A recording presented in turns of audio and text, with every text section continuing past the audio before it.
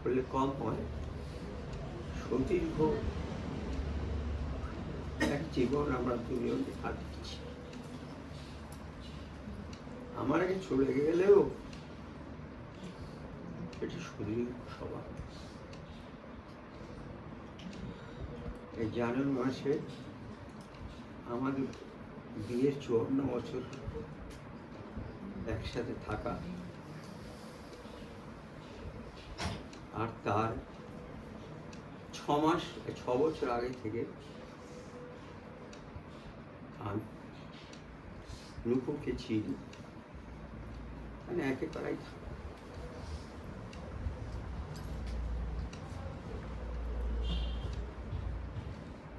ভালো গিটার বাজাতো আর ভালো নাচতো।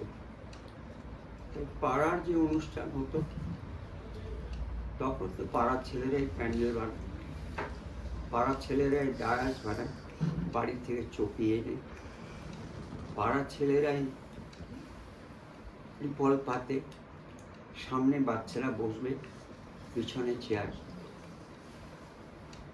সেই ব্যাপারে আমার সেই সময় আমার মনে আছে, আমার ডিউটি পড়েছিল, বড়রা দিয়েছিল যে তুমি আর্টিস্ট বন্ধু থেকে বাড়ির থেকে সব ফাংশনে নিয়ে আসবে। তো আমার ভাগ পড়েছিল নুপুরকে নিয়ে আসা, গিটার থাকে এখন।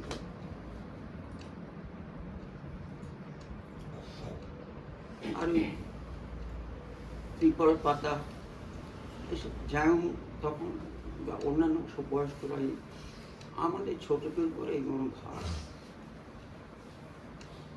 ওকে নিয়ে যাচ্ছি, পরিচয় আছে, কথাবার্তা বলি, কিন্তু তেমন কোনো গভীরতা নেই। ততদিন ওর বাবা মারা গেছে,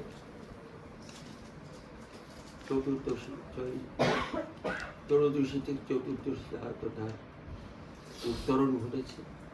ক্লাস 10-এ পড়ে, যেতে বলছে আবার। আমিও এই পুকুরের এপারে থাকি, আর তখন একটা রেওয়াজ আছে, আমি জানি না এখন সবাই জানে কিনা, খুব ভোরে 4টার সময় উঠে টেলিফোন জ্বালিয়ে পড়ে, ছেলেমেয়েরা পড়তো। দুলাল নিশ্চয়ই জানবে ব্যাপার, সেই সময়কার লোক তো, তো যথারীতি আমিও পড়তাম। আর ওই পুকুর পাড়ে একটা ভালো ছেলে থাকে, ফার্স্ট হয় সবসময়। মাটির বাড়িতে থাকি, কিন্তু একটা পরিচিতি আছে মাটির বাড়ি ছাড়া। ওর গিটারটা হাতে চলছি, এই মনে আছে নতুন পাড়া যেতে ওকে বলছে, আচ্ছা এত শীত, এখন এত শীত, তোমার ঠান্ডা লাগে না?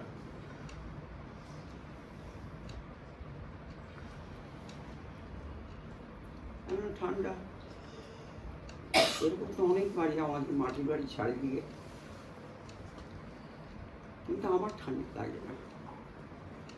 আমি ওকে, এটা আমাদের প্রথম আলাপ, আমি ওকে জিজ্ঞেস করি, এত তো লোক, তোমার তাদের জন্য কষ্ট হয় না? হয়, কিন্তু তোমার জন্য বেশি কষ্ট হয়।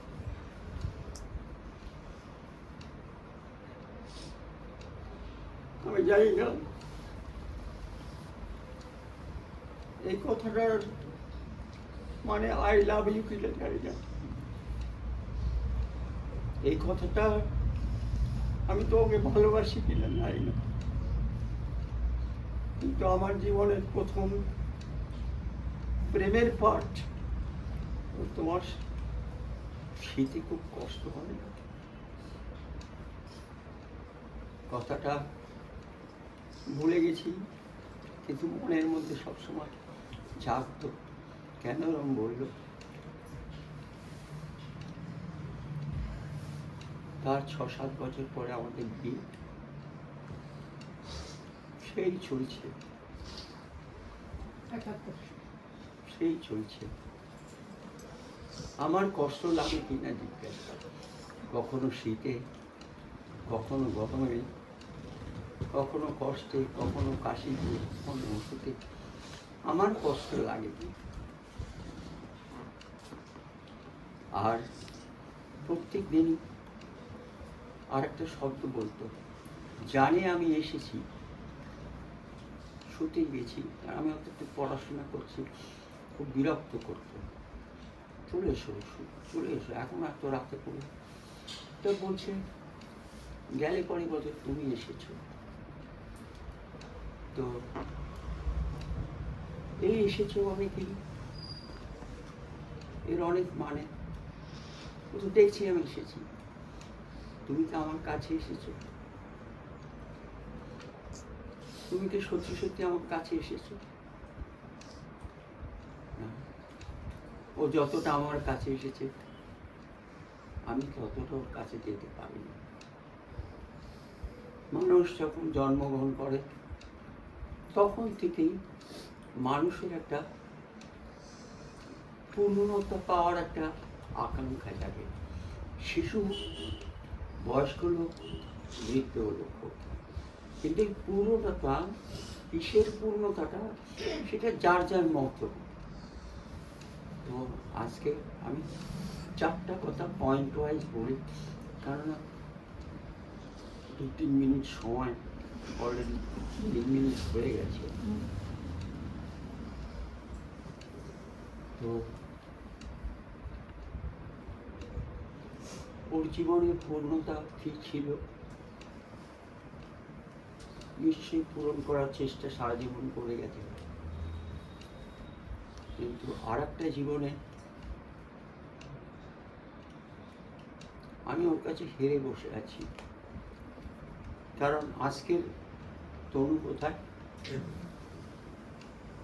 তনু একটা কথা বলেছিল যে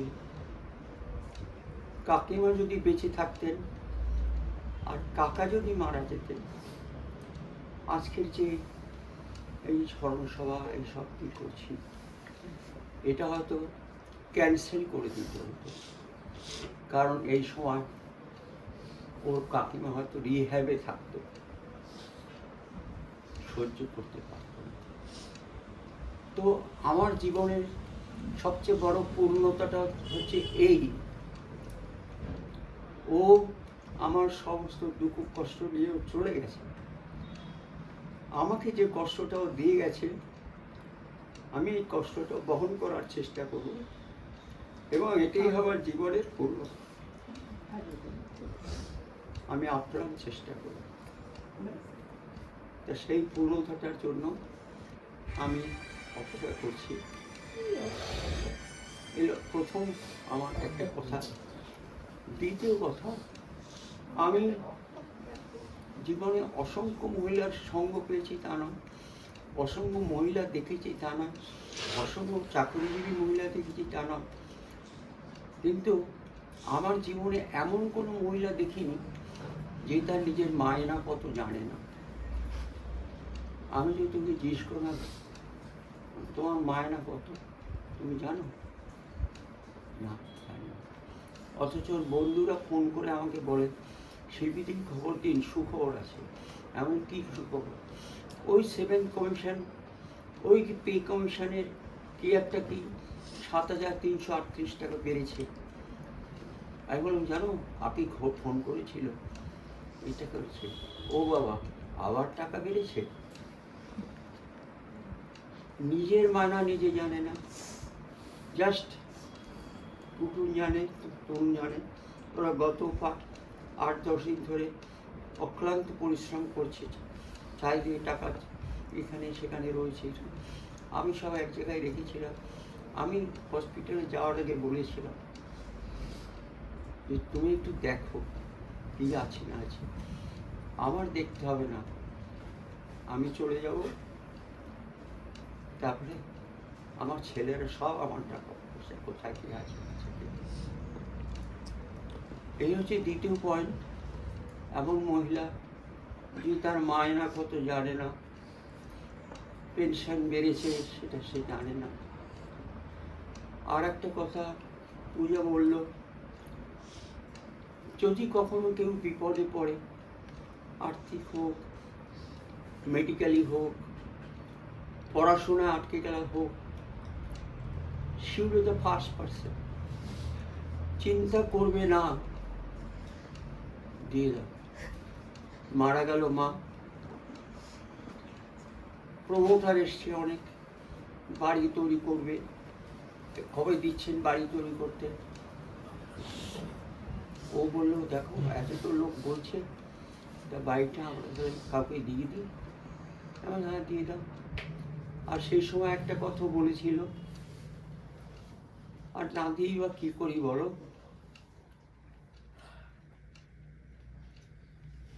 যা তৈরি করিনি তার ভোগ করার অধিকার তো আমার নাই। এ তো বাবা মায়ের বাড়ি, আবার সেইটুকুই ভোগ করব যেটুকু আমরা দুজনে তৈরি করব। তো উই আর হ্যাপি, আমাদের বাসস্থান রয়েছে। আর কি বলবো, আমিও হাসির ছলে অনেক সময় অনেকে জিজ্ঞেস করতে এরাই বলতো যে তুমি পরজন্মে মাইমাকে বউ হিসাবে চাও? আমি তখন মজা করেই বলতাম ওকে চাই আমি পরজন্মে, কিন্তু স্ত্রী হিসাবে না, মা হিসাবে। কারণ আমি দেখেছি এই দুটো ছেলেকে কীভাবে মানুষ করেছে। ওরা পুরুলিয়া থাকে, খুব কষ্ট, 50-এর উপরে টেম্পারেচার, ঘরে পাখা নেই, খাওয়া দাওয়া মানে নিম্ন থেকে নিম্নতম বলা চলে, নরম উপরে একটু তার চেয়ে বেটার। ওরা কখনো কমপ্লেন করেনি, কিন্তু আমাদের বাড়িতে ওরা যখন বাড়িতে থাকতো না, ইলিশ মাছ কখনো আসতো না, চিংড়ি মাছ কখনো আসতো না, ভালো কিছু আসতো না। আমরা ওইরকম ডাল, ওরকম ঝোল, ওরকমই খেতাম। তো মা হতো এইসব। তো সেদিক থেকে আমার জীবন কানায় কানায় পূর্ণ আছে, এবং যা কিছু ডেফিসিয়েন্সি আমি এই অবর্তমানের মধ্য দিয়ে আমি পূর্ণ করার চেষ্টা করব। শেষের দিকে শুধু যে পূর্ণতাও পেয়ে আছে, সেই পূর্ণতার কাছে আমার কয়েকটা কথা জিজ্ঞেস করার আছে, সেটা বলে আমি শেষ করছি। হে পূর্ণতব, এই পূর্ণতব, কথাটা কি আছে? যাহা কিছু আছে, নাই নাই নাই, সবই আমারই, নিশিদিন কামিতাই। তোমার অন্তর গ্লানি, সংসার ভার, পলক ফেলিতে কোথা একাকার। সারা রাত জাগছি, সারা রাত জাগছি, সারা রাত কাশছি। হঠাৎ আমার মনে হলো, তখন বোধহয় 3টা বাজে, ঘড়িতে 3:30 বাজে। ও আমার পাশে এসে বসলো, ওর কাঁধটা আমার কাঁধের কাছে রাখলো, হাত দিয়ে আমার সারা মুখ এরকম বলেছে। আমি তো কাশছি খুব, মানে বাঁচবো না এরকম অবস্থা। কানে কানে শুধু বললো, তোমার কষ্ট সব কিছু নিয়ে আমি চললাম। তারপরে 6টা আমার ঘুম ভেঙেছে, নিশা সেই সব আমার রাতের মেয়ে, ওই যে সব তৈরি বলে ওই একটু হসপিটালে নিয়ে গেছে, 1 ঘন্টা দেখিয়ে তারপরে বাড়ি নিয়ে আসবে। আমি তো জানি ওই 1 ঘন্টা আর কখনো 1 ঘন্টা হবে আর ফিরবে না। যাই হোক, তাকে আমি তো আর দেখতে পাবো না, শরীরে দেখা, কিন্তু যেটা আমি সবসময় বলি, নয়ন পায় না দেখিতে নয়নে, তার নয়ন রয়েছে নয়নে। ওর মৃত্যুতে এখন আমি সবসময় দেখতে পাই এত লোক, এত আপন লোক সবসময় আমাকে ঘিরে রয়েছে। কিন্তু এখনো রাতে যখন শুতে যাই আমি শুনতে পাই, তুমি এলে, তোমার শীত করছে না তো? আমি ওকে রোজ বলি, এত আপন জন তুমি রেখে গেছো, সব শীত সব তারা আমাকে দূর করে দিয়েছে। আমি ভালো আছি, আমি ভালো থাকব, এটাই ওর কাছে আমার প্রতিশ্রুতি। তাই সে চেয়েছে।